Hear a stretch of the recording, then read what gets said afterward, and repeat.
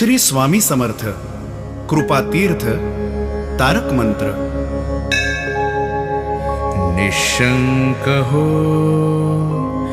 निर्भय हो मनारे, प्रचंड स्वामी बळ पाठीशी रे। अतर्क्य अवधूत हे स्मरणगामी, अशक्य हि शक्य करतील स्वामी।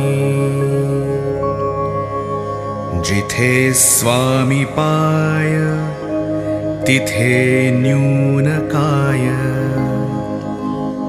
स्वये भक्त प्रारब्ध घडवी हि माया।